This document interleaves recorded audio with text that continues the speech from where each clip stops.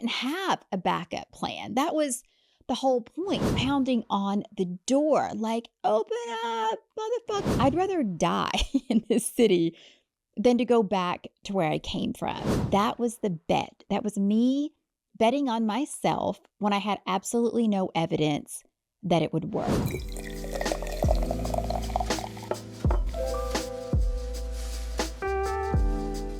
I want to tell you about probably the riskiest financial decision I ever made. So I signed up for a program to become a certified nutrition expert. It was a few $1,000s. It was a whole training. It was accredited. And it was the kind of thing that could actually turn into a full-on career, which I really needed at that point if I didn't fuck it up. Now, I didn't have the money. I know, which is why it was so risky. So I put it on 3 different credit cards because I didn't have enough of a limit on any single card to put it on. I was broke. I was sick. I'd lost all my friends. And I thought, it sounds like a great idea right now, going into debt for something that might not even work. I love this. This is such a good idea. I know it made no sense. On paper, it was so reckless. It was also the best decision I ever made. Hi, friend. I'm Cynthia Garcia, and this is I'd Like to Thank Myself. All right, let me take you back to when I first moved to LA. It's story time. Buckle in, grab a drink. You're going to need it. So, before I moved from the Appalachia Mountains to Los Angeles, I'd saved up some money, maybe $7,000, $8,000 before. And at the time, that felt like a fortune. And it kind of was where I came from. I thought I was set. I had a few suitcases and this big dream that I was going to make it. My whole life was going to change. I didn't know exactly how, but I knew that my big dream wasn't going to happen back in the Appalachian Mountains. So I packed up my bags and I booked a one-way flight to LA. Now, if you watched episode 2, you know that all the money I had went pretty fast, mostly because the person that I was supposed to live with when I got to LA turned out to be a crackhead, a literal crackhead. And I had to immediately move into a rent by the day hotel. So within a few weeks, I'm staying at this rent by the day hotel. If you want the whole story, go back to episode 2. So anyways, I'm in this hotel, and if I'm being generous, it was a shithole. It was so run down. It was so sketchy. And I remember, I think it was like the first or second night, there were people partying in the room next door until like 3 or 4 o'clock in the morning. I was so over it. I was just like, fuck. And so I called the manager. Nothing ever happened. Next night, same thing. Nothing happened. And so finally, when I called the front desk to complain for the last time, the manager of this place said to me, "If you call me again, I'm going to kick you out." Sir, excuse me, sir. What the fuck? I was the problem? I was the problem. And then I don't know if this crazy psycho manager, if they were his friends that were partying in the next door or what, but somehow they found out that I had called about them, and they come to my door and they're just like pounding on the fucking door, like pounding on the door, like, open up, motherfucker, like all this shit, right? It's crazy. Again, he had to tell them that I did it. Like, I don't know if he called and was like, "Hey, the bitch next door is complaining. Maybe quiet down a little." I don't know. All I know is that they were pissed and they were just banging on the door. And I'm sitting here in this room, thousands of miles from home. I don't know anybody. And I'm terrified. I'm like, are they going to break the door down? Are they going to just fucking murder me? Like, am I going to be that girl? Terrified. I didn't open the door, obviously. I didn't say anything. I just stood there, my little heart pounding, waiting for them to go away. And eventually they did. Eventually they went away. I don't know. Eventually they stopped partying, whatever. And you know what I did the very next morning? The very next morning, I got up and I got the paper that was outside my door. Yes, they had it. I know. Crazy little shithole place on Sunset Boulevard in Los Angeles. But they had the paper, the LA Times. And I started looking through it for jobs because I'm that old. It was like 1947. And the alternative, I mean, what was the alternative? Go home? I was never going back. Like, I'd rather die in this city than to go back to where I came from and just, I don't know, like admit defeat. I was never going back. I was going to make it. I was not giving up on my dream. So, this little new place I lived in, this rent by the day hotel, and this looking in the paper for jobs, that became my life for a while. I didn't really have a lot of skills. So, I used what I had a face. I had a face and I had a body back in the day. And so I started booking auditions. I would go on photo shoots. I was trying to build a portfolio without any real money. So I just did these cheap photo shoots. Some I got paid a few $100s for. Some I did for free because they would let me put the photos in my book so I could build a portfolio and get more jobs. And some of these photo shoots I went on, I mean, how I did not end up murdered and buried in the desert, I will never know. Some of this shit was so shady. I mean, I would show up to photo shoots that were in a guy's apartment with a sheet hung up on the wall. Very professional, very safe. Very what the fuck am I doing with my life? But I did it. I took so many risks because I needed the pictures and I couldn't afford to be picky. And in my head, I just rationalized this is what everybody does when they come to the big city trying to make it. Huh? And the whole time I'm thinking, if people back home knew what I was doing, they would think I had lost my mind. I mean, my family, the people I grew up with, they all had opinions. And before I left, they made sure to share them with me. I mean, they said things like, be realistic, Cynthia. You know how many people go to LA and fail? What's your backup plan? I didn't have a backup plan. That was the whole point. The backup plan was to make it work, to figure it out, to bet on myself when nobody else would. And honestly, I'm so stubborn. Are you like this? I am so stubborn. If you doubt me, it makes me just double down, right? Like, you think I can't do this? Watch me, right? Now, it's probably not the healthiest way to be, but that's the way I am. You can judge me. It worked. So here I am, determined as a motherfucker. I kept booking the jobs, pounding the pavement, asking for intros to people who could help. And about 8 months in, something shifted. I was booking more modeling jobs. I was getting callbacks. I was starting to build a reputation, even though it was a small one. And then one month, I did the math and I realized I made $4,000. $4,000 in a month. Now, listen, Linda, $4,000 is not fuck you money. It's not even fuck this money, but it was something. It was enough. It covered my rent. It paid for my car and insurance, my food. I could even eat out sometimes, not very often, but I could. And I remember budgeting everything out, right? I had a little calendar, a little pocket calendar, and I'd write what photo shoots I booked and I would put how much I made. And I was just adding it up week by week. And if I fell short one week, I knew I had to make it up on the next week. That was how I was living. And so when I hit $4,000, I just remember thinking, holy shit, I think I can actually do this. Not, I hope I can do this, not maybe someday, but I can. Like I just fucking did it, right? This is working. And that was the very first time that I had proof that betting on myself wasn't crazy. Okay, quick thing before we keep going. If you're a woman in business and you are ready to go from overlooked to impossible to ignore, then join me for a free training where I'm going to break down the exact 4-step process that I've used to make over $100 million across 6 different businesses in 4 different industries. Now, this is a live masterclass, so if it's still running, the link is going to be in the description. And if you're watching this later, no worries, I got you covered. There is a free audiobook version that you can grab anytime. All the links are in the description.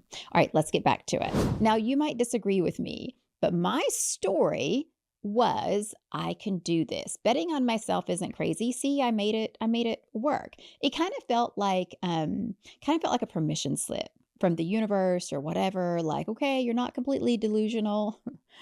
I was. Keep going. And then everything fell apart.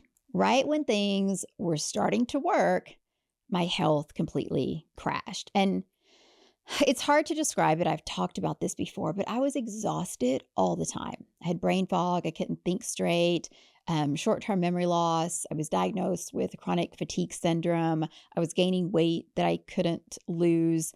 My hair was breaking and falling out. I had cystic acne all over my face and my neck. If you've ever had that, you know what it's like. And remember, I was making money based on this shit, right? Like based on what I looked like. And now people weren't hiring me.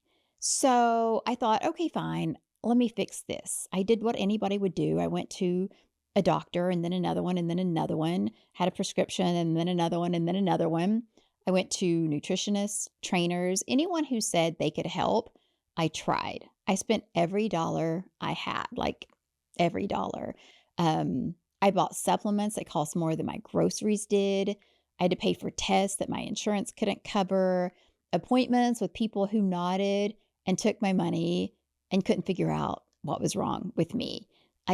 Nobody could figure it out. Nobody could fix me. And I'm just spiraling this whole time, right? And all I can hear is these echoes from the people in my past saying, who do you think you are? Be realistic, like all of this shit. And my mental health is just taking a beating, right? And I keep throwing money at the problem, and the problem kept winning. And somewhere along in this whole process, I ended up losing all of my friends. Not dramatically, like we didn't have some big fight.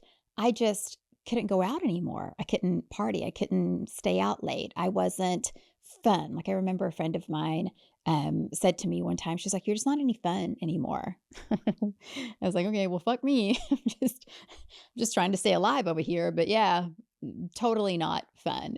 Because when you're in your 20s in LA and you can't be fun, people stop calling you.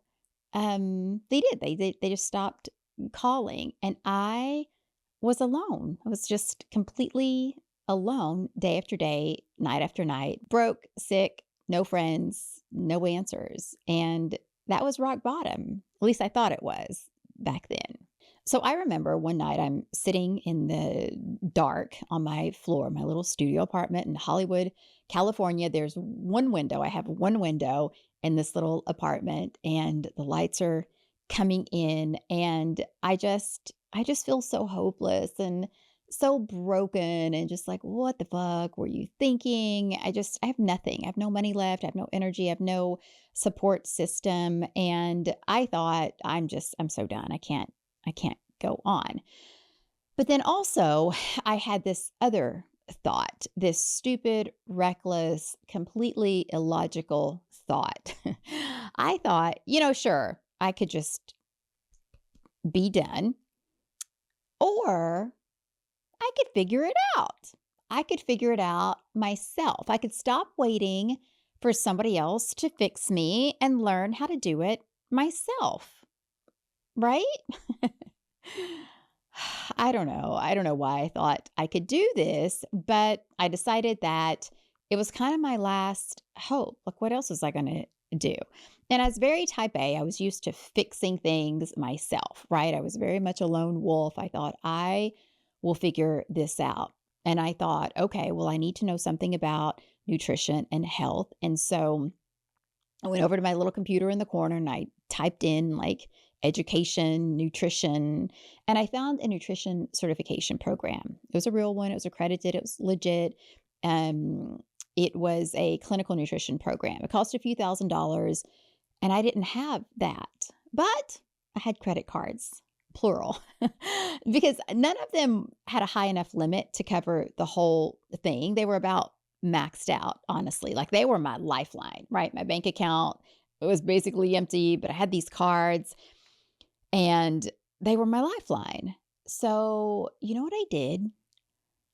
I called up the school the very next morning when they opened and I said, I want to enroll. And the woman said, great. And I said, I'd like to put it on a credit card. Can I split it on 2 credit cards? And she said, sure. So I thought, all right, fuck it. Let me just press my luck. And then I said, can I put it on 3? And she said, yes. So that's what I did.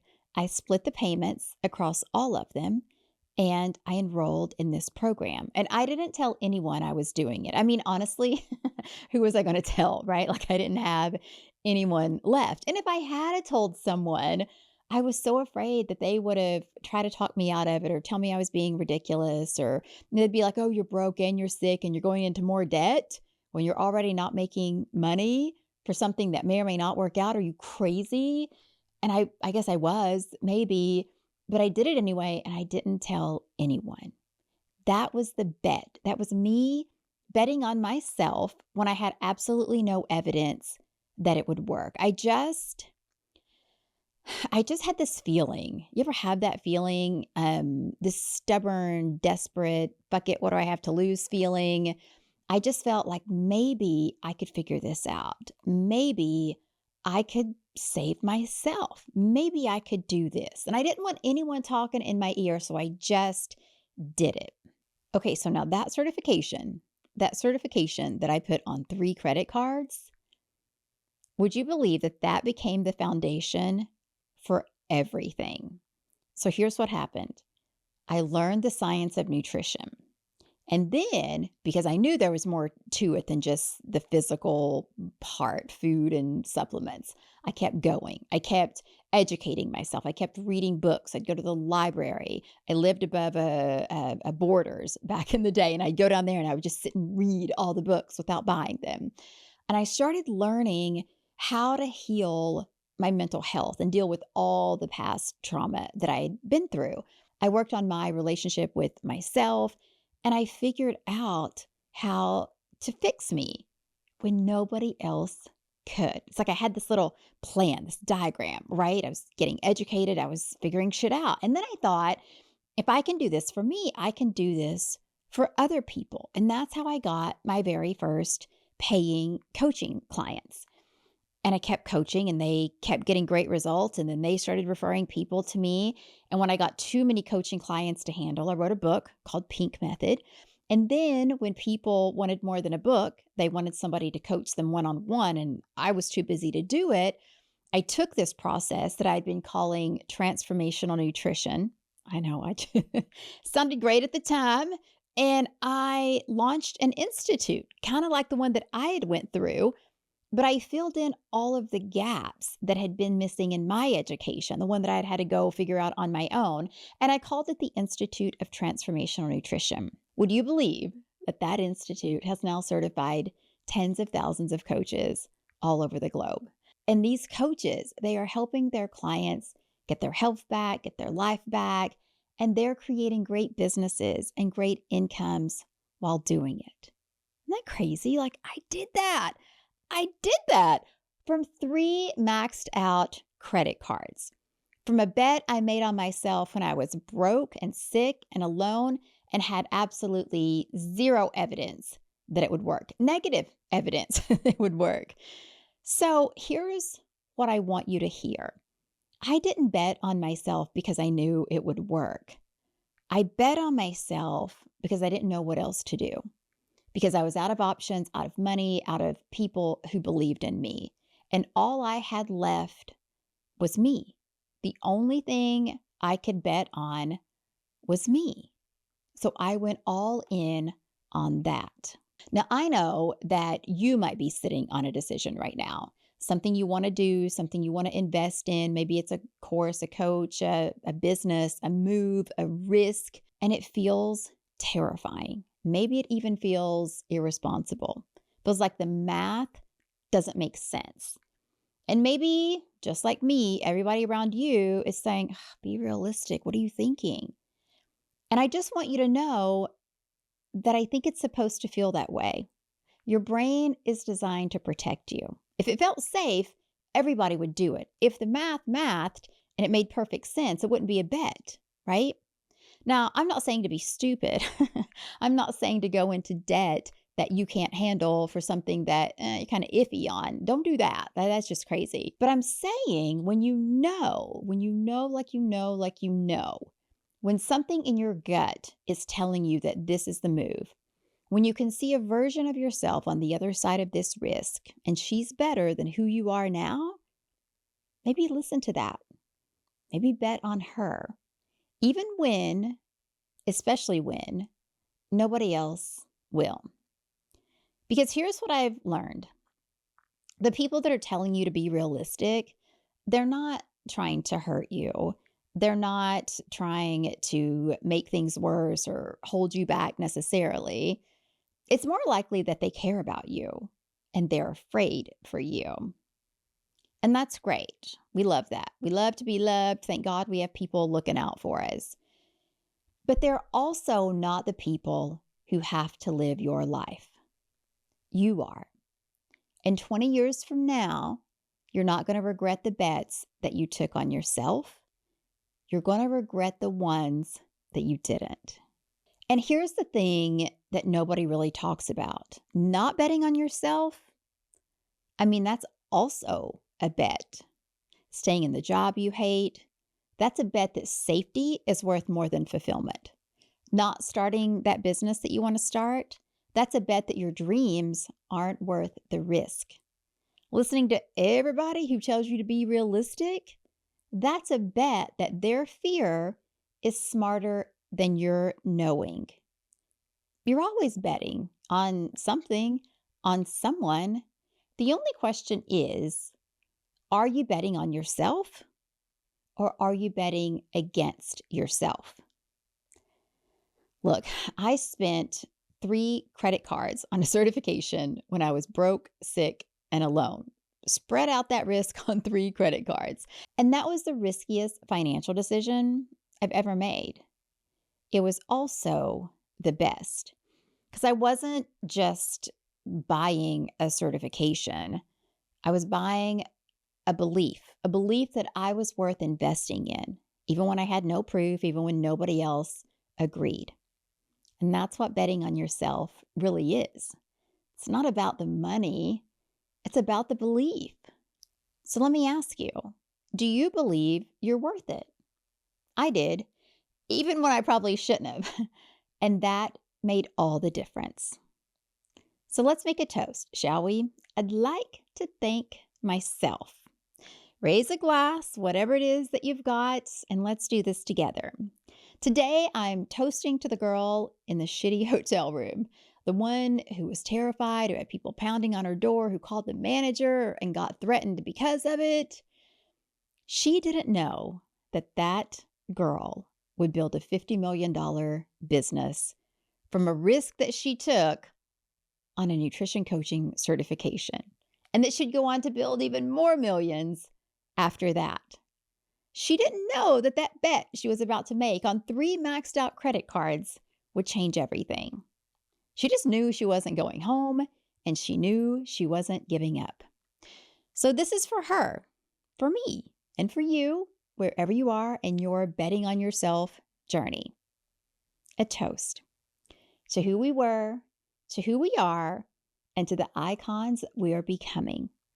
For that and so much more, I'd like to thank myself. Cheers.